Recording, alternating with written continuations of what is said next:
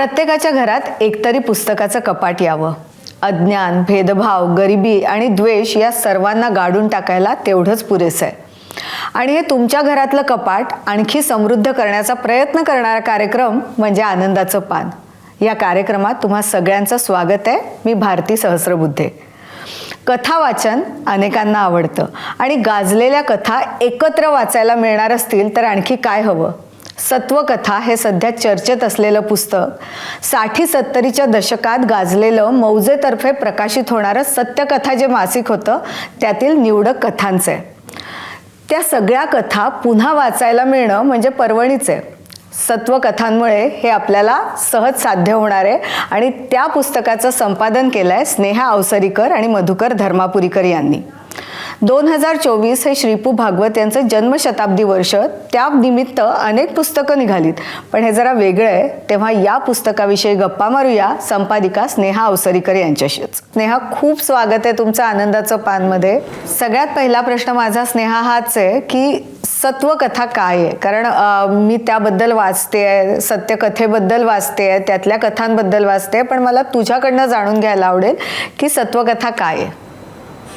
भारतीय मराठी साहित्यामध्ये जेव्हा आपण कथा असं नुसतं नाव जरी उच्चारलं तरी सत्यकथेचं नाव सगळ्यात पहिल्यांदा सगळ्यांकडून येतं. या सत्यकथा मासिकाचा सगळ्यात महत्त्वाचा विषय होता कथा. आणि सत्यकथा सुरू झालं 1933 साली आणि ते बंदही झालं 1982 साली. तर या सगळ्या मोठ्या काळामध्ये श्रीपूंसारखे किंवा त्यानंतर राम पटवर्धन, श्रीनिवास विनायक कुलकर्णी या लोकांनी इतकं मोठं काम करून ठेवलं. त्यांनी बेसिक कथा या प्रकाराबद्दलच इतकं महत्त्वपूर्ण काम करून ठेवलं आहे. तर ते काम आजच्या काळामध्ये किती महत्त्वाचं आहे ते लोकांपुढे यायला हवं, या एकाच भूमिकेतून या पुस्तकाची सुरुवात झाली आहे.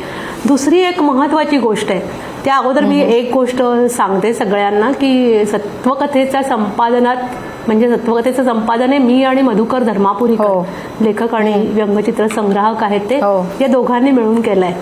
आणि यामध्ये एक समान धागा फक्त आमच्या दोघांची कथांची आवड हाच होता. मी या कामात सहभागी झाले ते गेल्या 4-5 वर्षांपासून, पण धर्मापुरीकर त्याही अगोदर हे काम त्यांच्या डोक्यामध्ये होतं आणि त्यांनी सत्यकथेचे बरेच अंक जमावले होते आणि त्यांचा काहीतरी विचार चालू होता, पण कुठल्या ना कुठल्या कारणाने त्यांचं काम मागे पडत होतं. मग आम्ही एकदा बोलता बोलता हा विषय समोर आला आणि म्हटलं करूयात याचं संपादन. आणि मग कुठल्या कथा निवडायच्या, तर आम्ही असं ठरवलं की या काळामध्ये ज्या लेखकांनी फार काही पुढे कुठे लिहिलं नाही पण उत्तम कथा लिहिल्या आहेत, म्हणजे थोडेसे विस्मृतीत केलेले लेखक आणि स्मृतीतल्या कथा, असंच याचं सबटायटल आहे. सत्यकथेत विस्मृतीत केलेले लेखक आणि स्मृतीतल्या कथा या पुस्तकाची एक भूमिका होती. आणि दुसरा एक फोकस होता कारण आम्हाला काहीतरी काळ ठरवावा लागणार होता. कारण 1933 ते 82 हा खूप मोठा काळ आहे. तर त्यातली 10 वर्ष आम्हाला निवडायची होती. तर ते दशक कुठलं असावं, तर 1960 ते 1970 हे म्हणजे 1961 पासून 70च्या दशकामधल्या कथा आम्ही निवडल्या. त्याचं कारण म्हणजे त्या काळामध्ये लघुकथा अत्यंत बहरास आली होती. 70च्या काळानंतर लघुकथा थोडीशी विस्तारत गेली, मोठी होत गेली, पण 60 ते 70 हे दशक जे आहे ते मराठी साहित्यामध्ये लघुकथांचं दशक असंच नोंदलं गेलं असावं. म्हणून हा काळ निवडला आणि सत्वकथा या सत्यकथेतल्या कथांचं सत्व असणाऱ्या कथा सत्वकथा असं याचं नाव आहे. स्नेहा, खरं तर म्हणजे हा प्रश्न माझा असणारच होता की तुम्ही निवड कशी केली. आणि आता तुम्ही त्या काळाबद्दल सांगितलं तरीही मला हा प्रश्न आवर्जून विचारावा असा वाटतो. तो असा आहे की आपण जेव्हा आज म्हणजे 2024-25 मध्ये ते पुस्तक काढतोय आणि त्या कथा पुन्हा लोकांपर्यंत आणतोय, तेव्हा काही वेगळे तुम्हाला दोघांना निकष लावावे लागले का की अरे संदर्भ खूप बदललेले आहेत, काळ बदललेला आहे, सगळंच बदललंय, असं असताना आजच्या वाचकाला ते आवडतील त्या कथा, अशा पद्धतीने निवडताना तुम्ही काय निकष लावले? मला याच्याबद्दल खूप उत्सुकता आहे. काळ आम्ही निवडलाच होता. 1961 ते 1970 याच दशकातला कथा घ्यायच्या. त्याचं कारण असं होतं की लघुकथेच्या बहराचा काळ होता आणि आम्हाला दोघांनाही सत्यकथेतल्या लघुकथा यावरच फोकस करायचा होता. दुसरी एक महत्त्वाची गोष्ट होती, याच काळात पानवलकर, चिरमुले, आशा बगे कितीतरी नावं घेता येतील. या सगळ्यांनी लेखन केलेलंच आहे, पण त्या लेखकांचं पुढे खूप मोठं नाव झालं. आजही आपण मराठी साहित्य असं म्हणतो, तेव्हा या लोकांचं, या मोठ्या लेखकांचं नाव सगळ्यांकडे आहे.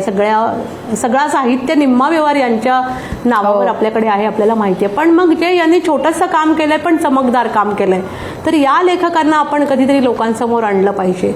त्यामुळे एक निकष असा होता की दुर्लक्षित राहिलेले लेखक, पण त्यांनी उत्तम काम केलंय, कथा उत्तम केल्यात. दुसरं असं होतं की आजच्या काळातली कथा आपल्याला तुलना बिलकुल करायची नाही आहे भारती, की त्या कथा चांगल्या, या कथा वाईट, किंवा या चांगल्या त्या वाईट, असं अजिबातच बोलायचं नाही आहे. पण आजच्या काळामध्ये लघुकथा लिहिली जात नाही. आजच्या काळातल्या कथा खूप विस्तारत चालल्या आहेत, मोठ्याच होत चालल्या आहेत, आणि काळ तर केवढा तरी बदललेलाच आहे. त्यामुळे तसं या काळातल्या लोकांना आवडेल का? जर तो काळ जुना आहे, त्यातल्या सगळ्या गोष्टी जुन्या आहेत, तर या गृहीतच धरलेलं आहे आपण की हा काळ तो काळ नाहीच आहे, तो काळ वेगळाच आहे. त्या काळामध्ये साधी साधी गोष्टी सांगते मी तुला, की त्या कुठल्याच कथांमध्ये आवाज नाही आहेत. आपल्या आजच्या कथामध्ये फोन वाजतो, रिंग वाजते, बाहेर वाहनांचा आवाज आहे, गलका आहे.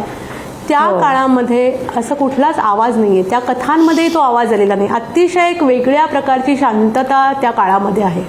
आणि त्यामुळे काय झालंय की आपल्या मानवी भावना ज्या असतात त्या अधिक तीव्रपणे आणि अगदी टोकदारपणे, सत्यकथेचा हा शब्द आहे की टोकदारपणे त्या पुढे आले आहेत, कारण त्या लेखकांनी फक्त कथा विषयावर फोकस केलाय. दुसरं म्हणजे भाषा. आपण आज भाषेबद्दल खूप बोलतो आणि आजचे लेखक आपण नेहमी म्हणतो की यांच्यात इंग्लिश येत आहे, यांची भाषा बदलली आहे किंवा ती अधिक चांगली, काय जे काही भाषेबद्दल बोललं जात आहे ते जात आहे. पण त्या कथांमधली भाषा इतकी सुंदर नितळ भाषा आहे, अधिक नेमके शब्द, अधिक फोकस्ड कथा. कथाविषयी म्हणजे छोटी एक ओळीची कथा आहे, काही काही कथा अक्षरशः एक ओळीची घटना आहे, आणि ती घटना मांडताना त्या लेखकांनी जे काही काम केलंय ते कशाच्या जोरावर केलंय, कारण त्यांना कुठले आधार नाही आहेत. त्यांना आपल्याकडे कथांना आता कॅनव्हास खूप मोठा असतो की काहीतरी एक रस्ता आहे, घरं आहेत, तिथे कॅनव्हासच नाही आहे, तिथे 2 माणसं आहेत फक्त, किंवा जी काही 4 माणसं आहेत, आणि ती माणसं एकमेकांशी बोलतायत आणि त्या घटना फक्त दिसत आहेत आपल्याला. तर हे जे कथांच्यासाठी फोकस्ड असणं, एखादी घटना घडून गेल्यानंतर लेखकांनी ती कथा आपल्या जाणीवेनी सांगणं, कथा सांगणं, हा भाग त्या कथांमध्ये आहे. आपल्याकडे आजच्या कथांमध्ये, गोष्टींमध्ये आपल्याला तू बघ की कथा सांगता येत नाही. अप्रतिम कथा लिहितात आजचे लेखक, पण त्यांची कथा तुला 4 ओळीत सांगता येत नाही. पण या कथांमध्ये तुला ती गोष्ट सांगता येते, आणि गोष्ट जी कथातून हरवत चालली आहे ती या कथांमध्ये सापडते. आणि मला वाटतं तेच सत्व आहे या कथात, खरं आहे. आणि म्हणून आम्हाला हे काम आत्ता या काळातही खूप महत्त्वाचं वाटतं. नाही, तू आता जसं सांगितलंस तसं की सत्व शोधण्याचा प्रयत्न केला गेला आहे यातनं. ऐकू येत आहे स्नेहा? हो हो, येत आहे ना? हा, आता ऐकू येत आहे, आता ऐकू येत आहे ना? हो हो. तर म्हणजे सत्व शोधण्याचा प्रयत्न केलायस हे तू सांगितलंस. आता मला ना खूप माझी उत्सुकता म्हणून पुढचा प्रश्न विचारायचा आहे, तो असा आहे की तुम्ही दोघांनी, म्हणजे धर्मापुरीकर आणि तुम्ही दोघांनी, हे तुमच्या मनात होतं की म्हणजे जे तुमचे प्रकाशक आहे किंवा मौजेकडनं, आता श्रीपू भागवतांचा सहभाग असल्यामुळे मौजेकडनं असं काही ठरलं की आपण जन्मशताब्दीचं वर्ष आहे म्हणून करायचं, की हे तुमच्या मनात आलं आणि सत्यकथेबद्दल जी काय आपल्याला माहिती आहे त्यातून हे झालं, की असं म्हणजे सहज घडलं? हे मला जाणून घ्यायला खूप आवडेल. नाही, यामध्ये कुठलाही व्यावसायिक किंवा कोणीतरी आम्हाला विचारलं किंवा आता चला जन्मशताब्दी तर आपण हे काम करू, असा कुठलाही हेतू 100% नव्हता. याचा एकच हेतू होता की माझं आणि धर्मापुरीकरांचं कथेविषयीचं निरातिशय प्रेम. आम्हाला कथा दोघांनाही खूप आवडतात, अनेकांना आवडतात. म्हणजे मला स्वतःला कथा खूप आवडते, त्यामुळे ज्यांना ज्यांना कथा आवडते त्या सगळ्यांशी आपला संवाद चालूच असतो. तर धर्मापुरीकरांशी बोलताना त्यांनी मला कधीतरी सांगितलं की ते सत्यकथेचे खूप जुने अंक वाचतायत आणि त्यांच्या डोक्यात आहे. तर म्हणलं मग आपण दोघे करायचं का? तर ते म्हटलं हो, आपण दोघे करूया हे स्नेहा. आणि हे काम मग आम्ही कुठल्याही प्रकाशकांशी काही बोलणं नव्हतं, कुठल्याच नाही. आम्ही स्वांत सुखाय करतो की एखादी कथा आवडली आणि त्याच्याविषयी आम्ही भरभरून गप्पा मारतोय.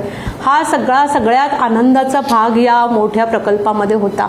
आणि तो जेव्हा पूर्ण झाला तेव्हा नेमकं जन्मशताब्दी वर्ष चालू होतं. आणि मग आता अरे एवढं काम केलं तर मग या वर्षात येऊ द्यायला हवंय लोकांसमोर असं वाटलं. आणि तू म्हणल्यासारखं मौजेला विचारलं होतं, पण त्यांनी काही कारणाने ते लांबणार होतं त्यांच्याकडून. आणि मग या देशमुख प्रकाशनाच्या ज्या आहेत, देशमुख आणि कंपनी, मुक्ता गोडबोले, त्यांनी मग आम्हाला लगेचच्या लगेच सांगितलं. हो, त्यांना खूप आवडला हा प्रकल्प आणि मग त्यांनी लगेच सांगितलं की आपण पुस्तक करूयात आणि मग हे पुस्तक समोर आलं. स्नेहा, खरं तर आपण नेहमी लेखकांबद्दल बोलतो, जे काही साहित्य आपल्या समोर असतं त्याबद्दल बोलतो, पण नेहमी असतं जो म्हणजे बोलायचं राहतो तो असतो वाचक. तर आता काही महिने झालेले आहेत हे पुस्तक येऊन, तर हा जो तुम्ही प्रयोग केलेला आहे की सत्यकथेतल्या एका दशकातल्या कथा तुम्ही सत्वकथेच्या माध्यमातून वाचकांपुढे आणल्या, तर तुम्हाला मिळणारा वाचकांचा रिस्पॉन्स कसा आहे? हो, अप्रतिम रिस्पॉन्स आहे. म्हणजे आम्ही अशी कुठलीही अपेक्षा ठेवली नव्हती, कारण मुळातच हे काम आम्ही कथेवरच्या प्रेमासाठी केलं, सत्यकथेच्या प्रेमासाठी केलेलं आहे. पण अनपेक्षितपणे म्हणा किंवा कथा अजूनही इतक्या छान प्रमाणात वाचली जाते आणि ती इतकी रिसीव्ह केली जाते, लघुकथा लोकांना आवडतीये, हे ऐकून लोकांकडून आता जो प्रतिसाद येतोय ते ऐकून खूपच बरं वाटतंय, खूप समाधान वाटतंय. कारण तुलाही माहिती आहे भारती की सगळीकडे हे टॉप 5 मध्ये येत आहे आणि आनंदाचं पानमध्येही येत आहे. पुस्तक हवंय, पुस्तक वाचायचंय. हो, अगदी अगदी. आणि याचं सगळं श्रेय अर्थातच सत्यकथेतलंच आहे, श्रीपू भागवतांना आहे. त्यामुळे मी तुला एक गोष्ट सांगेन की संपादन असं म्हणलं असलं ना तरी मला सांग, श्रीपूंनी ज्या कामाचं संपादन केलंय त्याच्यावर आम्ही काय संपादन करणार आहोत. त्यामुळे हा भाग आमच्यासाठी आस्वादात्मक आहे. त्या कथा आम्हाला आवडल्या, त्या कथांचं आजच्या काळात महत्त्व काय आहे, आजच्याच काय रादर लघुकथा म्हणून का महत्त्वाची वाटतेय आणि त्या काळातलं काम काय होतं, सत्यकथेचा दृष्टिकोन काय होता. कारण सत्यकथेवर अशी टीकाही होत गेली की कथेला टोक आणतात वगैरे, तर ते इथं ऐकायला मिळालं. या लेखकांमधले 5-6 लेखक आजही हयात आहेत आणि त्यांना प्रत्यक्ष भेटलोय आम्ही. म्हणजे माझ्यापेक्षा धर्मापुरीकरांनी त्यांच्याशी खूप संवाद साधलाय. पुण्यातले पारधी नावाचे माकरू पारधी, ते परवा गेले, 104 वर्षांचे होते ते, तर त्यांना या निमित्ताने आम्ही भेटलोय आणि तो काळ त्यांना विचारलाय.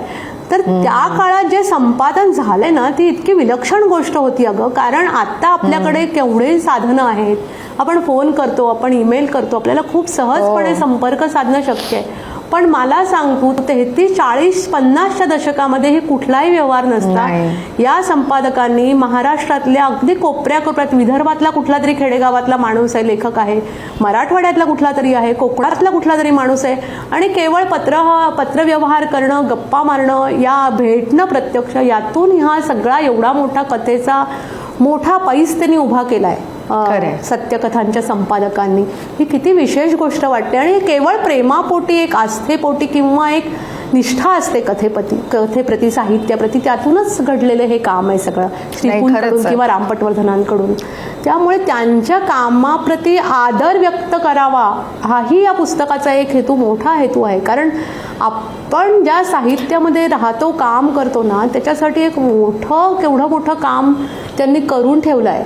आणि जुनी कथा असं जे म्हणतायत ना, त्यांना मला असं पण एक सांगायचंय की आपण जुन्या आपल्या आजोळच्या वाड्यामध्ये जातो, तिथल्या पितळी दरवाजे आणि त्या खिडक्या गज पाहतो, त्याचे सुंदर दगडी चिरेबंदी बांधकाम पाहतो आपण आणि हरकून जातो. कदाचित आपल्याला त्याचा आज वापर करता येत नाही, ते दुर्लक्षित असू शकतात. अगदी एक्झॅक्टली मला या कथेबद्दल तेच म्हणायचंय की हा एक दस्तावेज आहे त्या काळाचा. त्या काळात ज्या मानवी भावना होता, जे मानवी व्यवहार होते, हे सगळं तिथं नोंदलं गेलंय ना. म्हणजे कथा हा सुद्धा एक प्रकारे साहित्याचा दस्तावेजच असतो. नाही, साहित्याचा आणि म्हणून या पुस्तकाकडे जरूर पाहायला हवं आहे. आणि आपण नाही, बरोबर स्नेहा, तुम्ही म्हणताय तसं की साहित्याचा दस्तावेज आहेच, पण त्याचबरोबर समाजाचा, तत्कालीन समाजाचाही आरसा आहे आणि तो तुम्ही आमच्यापर्यंत सगळं पोहोचवत. काळाचा अर्थात म्हणजे जे काही तेव्हा समाज व्यवहार चालत असेल त्याचा आपण म्हणूया. पण खरंच एक मोठं काम स्नेहा तुम्हा दोघांच्या हातून झालेलं आहे आणि तुम्ही जसं सांगितलं तसं खूप उत्तम याला प्रतिसाद मिळतोय. खरं तर नवीन पुस्तक आहे, आमच्या शुभेच्छा आहेत तुम्हाला की याहूनही जास्त चांगलं अशा पद्धतीचा प्रतिसाद या पुस्तकाला मिळावा. आणि आता या निमित्ताने तुम्ही सत्यकथेचा अनेक अंक पाहिलेले आहेत, त्यामुळे नवीन आणखीन काही आम्हाला वाचायला मिळालं तर आम्हाला आनंदच होईल. त्यामुळे त्यासाठी सुद्धा शुभेच्छा तुम्हाला, खूप खूप शुभेच्छा. आज आलात, आम्हाला वेळ दिलात, त्यासाठी आभार. एप्रिल महिना म्हणजे डॉक्टर बाबासाहेब आंबेडकर यांच्या जयंतीचा महिना. बाबासाहेबांच्या आयुष्यातील एक वेगळा पैलू जगासमोर आणणारं एक पुस्तक आहे, ज्याचं नाव आहे जग बदलणारा बाप माणूस. आता यातून ते कोणता पैलू जगासमोर आणू पाहतायत त्याबद्दल बोलणार आहोत जगदीश ओहोळ या लेखकाशीच. जगदीशजी, स्वागत आहे तुमचं आनंदाचं पानमध्ये. Thank you ma'am. जगदीशजी, खरं तर तुम्ही हे पुस्तक लिहिताना डॉक्टर आंबेडकरांचे कोणते पैलू लोकांसमोर यावेत अशी तुमची इच्छा होती, आणि नक्की काय वाचायला मिळेल वाचकांना या पुस्तकामधनं? नक्कीच. बाबासाहेब आंबेडकर हे भारतातलं असं व्यक्तिमत्व आहे की त्यांच्यावर जगामध्ये म्हटलं तरी वावगं ठरणार नाही की सगळ्यात जास्त पुस्तकं लिहिली गेली असतील. त्यामुळं आपण काय लिहायचं असा प्रश्न पडत होता अनेक वेळा, की आपण वाचकांना असं काय देणार आहे की त्यांनी आजपर्यंत ते वाचलं नाहीये, नव्याने काय द्यायचं. तर मग जी सगळे बदल घडत आहेत आज 21व्या शतकामध्ये लोकांच्या जीवनमानामध्ये, मग ते बदल साहित्यामध्ये कुठे प्रकट होत आहेत का, हा प्रश्न मला एक वाचक म्हणून कायम पडत होता. की साहित्यामध्ये आपल्याकडे आणखीनही म्हटलं जातं की नवी पिढी वाचत नाही किंवा ही लोक आता पोरं वाचत नाहीत असं म्हटलं जातं. पण गेले 1.5 वर्ष पुस्तक प्रकाशित झाल्यापासून मी हा अनुभव घेतोय की मला जे अपेक्षित होतं ते खूप त्यापेक्षा चांगल्या प्रकारे नव्या पिढीने या पुस्तकाचं स्वागत केलंय. तर ते का केलं हे हा तुमच्या प्रश्नाचं खरं होतं. मला काय वाटत होतं की नव्या पिढीला नव्या भाषेत मोटिवेशनल अँगलने बाबासाहेब सांगितले पाहिजेत असं स्वप्न मी मागची 10 वर्ष पाहत होतो. महाराष्ट्रभर गावगाड्यामधून खेड्यापाड्यामधून व्याख्यानांच्या माध्यमातून बाबासाहेब मोटिवेशनल अँगलने मांडत होतो. तर अगदी छोटंसं उदाहरण या पुस्तकातलं सांगायचं तर बाबासाहेबांनी त्यांच्या आयुष्यात संघर्ष केला. अगदी शाळेमध्ये त्यांना जेव्हा ते गेले सातारच्या शाळेमध्ये प्रतापसिंह हायस्कूलमध्ये, तेव्हा त्यांना वर्गाच्या बाहेर बसावं लागलं, प्यायला पाणी वेळेवर दिलं गेलं नाही, तिथं स्पर्श करू दिला नाही. हा इतिहास सगळ्यांना माहिती आहे. पण नव्या पिढीला आपल्याला यापेक्षा काहीतरी वेगळ्या अँगलने सांगायला लागेल. तर हे पुस्तक मोटिवेशनल पद्धतीने मांडणी करताना नव्या पिढीला मला असं सांगायचं किंवा या पुस्तकातून मी असं सांगितलंय की जसं बाबासाहेब वर्गाच्या बाहेर बसले, त्यांना ते बसावं लागलं तत्कालीन समाज व्यवस्थेमुळं, ते आपल्याला कळलं, हे ऐकलं आपण भाषणांमधून, वाचलं. पण आजच्या पिढीनं यातून काय घेतलं पाहिजे तर 8 वर्षाचे 9 वर्षाचे बाबासाहेब आजपासून 100 वर्ष आधी वर्गाच्या बाहेर बसतात, त्यांना पाण्याला स्पर्श करू दिला जात नाही. पण त्या काळात सुद्धा बाबासाहेब हे थांबत नाहीत. बाबासाहेब विद्यार्थी म्हणून ते थांबत नाहीत. तर आजपासून 100 वर्ष आधी ज्या काळामध्ये मोबाईल नाही, इंटरनेट नाहीये, लॅपटॉप नाहीये, जगाशी संपर्क साधण्याची साधनं नाहीयेत, त्या काळामध्ये वर्गाच्या बाहेर बसणारा विद्यार्थी अमेरिकेला जायचं स्वप्न पाहतो आणि त्यांच्या वयाच्या फक्त 22व्या वर्षी ते अमेरिकेला जातात. अशा प्रकारे मोटिवेशनल सांगड या पुस्तकामध्ये उदाहरणांची घातलेली आहे. खरं तर मी जगदीशजी, खरं तर तुम्ही आता पुस्तकामधल्या गोष्टी सांगतात म्हणून मी प्रश्न विचारते, कारण तुम्ही त्याच्यात आंबेडकरांच्या परदेशी शिक्षणाचे पण बरेच दाखले दिलेले आहेत, उदाहरणं दिलेली आहेत. तर त्यातनं काय तुम्हाला तरुणाईला सांगायचंय? त्यातून मला आवर्जून हे सांगायचंय की 100 वर्षापूर्वी परिस्थिती इतकी भयान होती हे आम्ही इतिहासात वाचतो, ते आम्ही सांगतो, तो इतिहास अनेक वेळा भाषणांमधूनही सांगितला जातो. मग आजची तरुणाई हे सगळं ऐकते, पण मग आता तर हे सगळी दारं खुली झालेली आहेत बऱ्यापैकी. बाबासाहेब सगळे महापुरुष, भारतीय संविधान या माध्यमातून शिक्षणाच्या सगळ्या संधी आता खुल्या झालेल्या आहेत. जगाच्या शिक्षणाच्या सगळ्या बाजारपेठांमध्ये आपण आता जाऊ शकतो, सगळ्या विद्यापीठांमध्ये जाऊ शकतो. तर मला सगळ्या तरुणाईला, कुठल्याही एका वर्गाच्या नव्हे तर सगळ्या सबंध तरुणाईला बाबासाहेब आंबेडकर हे आपले एज्युकेशनल आयडॉल केले पाहिजेत आणि त्यांच्याकडे पाहून खरं तर आजच्या तरुणाईने शिकलं पाहिजे आणि ते उच्च शिक्षण घेण्याकडे कल असला पाहिजे. आणि ते परदेशी शिक्षण सुद्धा आपण घेऊ शकतो. आता तरी स्कॉलरशिप तर सगळ्या खुल्या आहेत, सरकारी स्कॉलरशिपच आणखी आहेत की तुम्ही परदेशी शिक्षणासाठी जाऊ शकता त्या स्कॉलरशिपच्या, पण तुम्हाला त्यासाठी गुणवत्ता सिद्ध करणं हे गरजेचं आहे. आणि ती प्रेरणा मला वाटतं की बाबासाहेब आहेत आणि ती प्रत्येक विद्यार्थ्याची झाले पाहिजेत.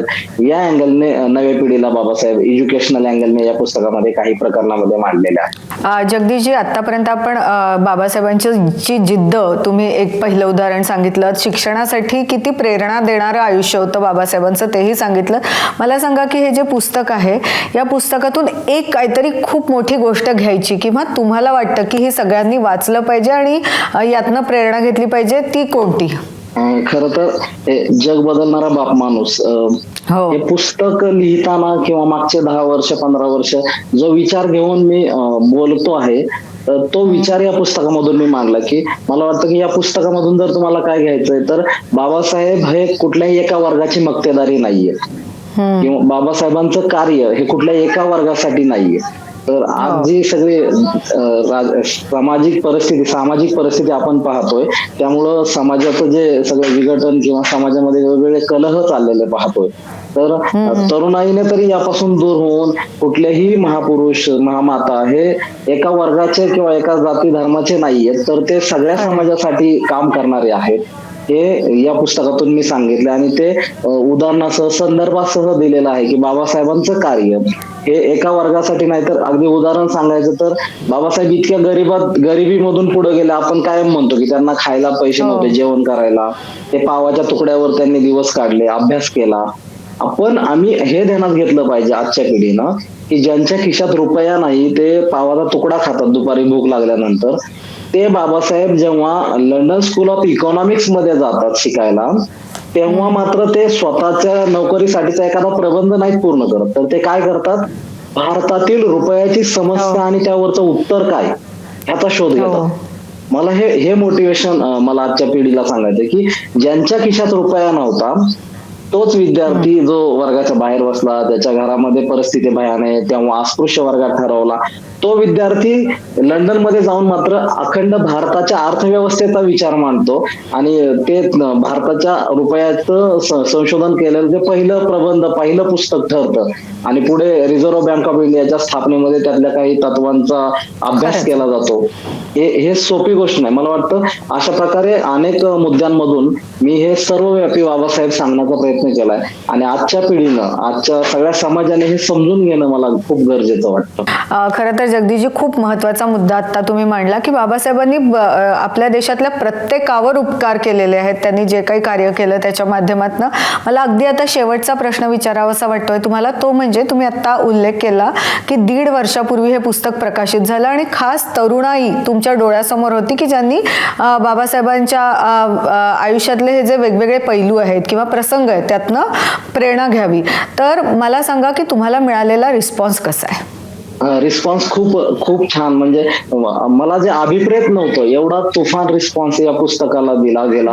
आणि आणखीन एक गोष्ट आवर्जून सांगायला वाटतं की बाबासाहेबांचं पुस्तक म्हणजे तो बाबासाहेबांना मानणारा जो अनुयायी वर्ग आहे तो कायम त्याचा वाचक असतो असं म्हटलं जातं, परंतु पुस्तक आल्यापासून मला म्हणजे आम्ही कधी बाबासाहेबांची पुस्तकं वाचली नव्हती, पण आता बाबासाहेबांचं पुस्तक घेऊन आम्ही हे पुस्तक घेऊन आवर्जून वाचलं, कारण त्यातले काही मुद्दे आम्हाला ऐकण्यात आले होते आणि ते आम्हाला वाटलं की वाचावं. आणि वाचल्यानंतर वेगळ्या अँगलने आम्हाला बाबासाहेब समजले. असे सांगणारे मला शेकडो फोन दररोज येतात. आतापर्यंत हजारो लोकांनी याबद्दल अभिप्राय लिहिलेले आहेत आणि पुस्तकामध्ये जी मांडणी केलेली आहे त्याबद्दल अनेक लोक खरं तर खूप समाधानी, म्हणजे खूप आनंद वाटतो त्यांना की हे पुस्तक जर बघितलं तर यामध्ये आता आपण पाहतो की ट्रेंड किती बदलतोय जमाना.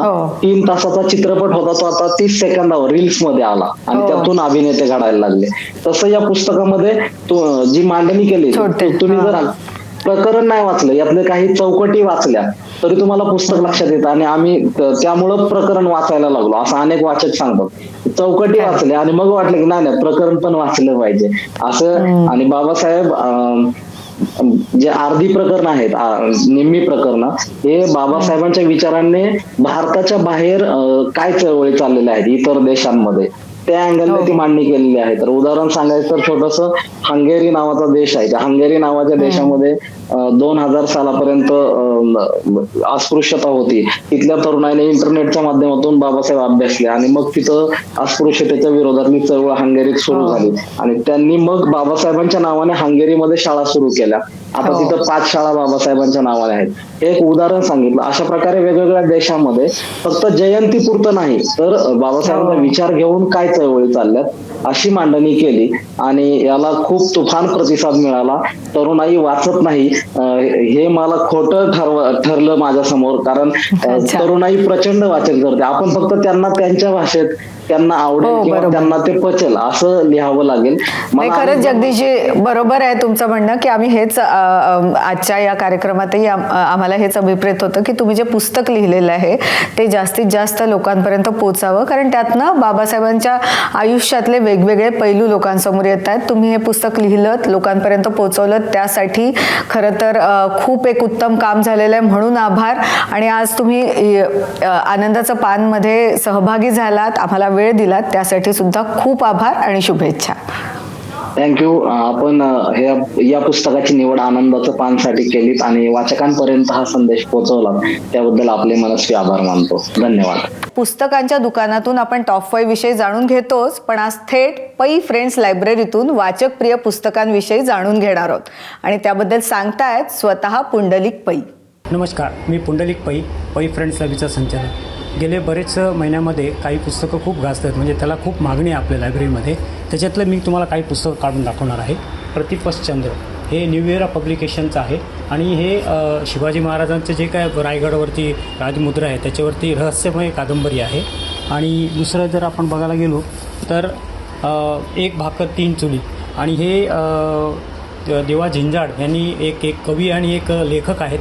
त्यांनी त्यांच्या आई आणि त्यांनी जे काय संघर्ष केलेला आहे त्याच्याबद्दलची ही कादंबरी आहे. आणि हे सुद्धा न्यू इरा याचं आहे, पब्लिकेशनचं आहे. त्याच्यानंतर मेड इन चायना हे गिरीश कुबर लिखित आणि राजहंस प्रकाशनचं हे पुस्तक आहे. आणि हे आपले जे काय चायना जे आपले शेजारी आहे तर त्यांच्या चायनावरचं हे पुस्तक आहे, अतिशय सुंदर आहे. त्याच्यानंतर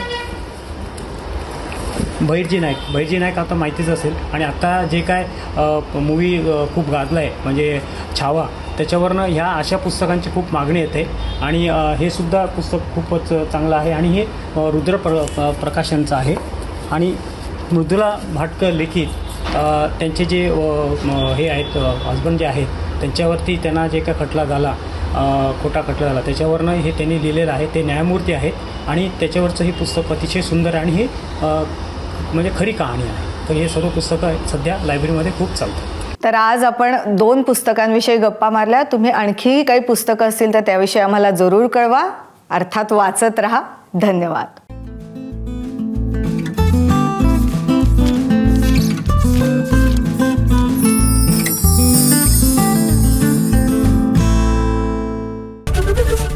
एबीपी माझा, उघडा डोळे बघा नीट.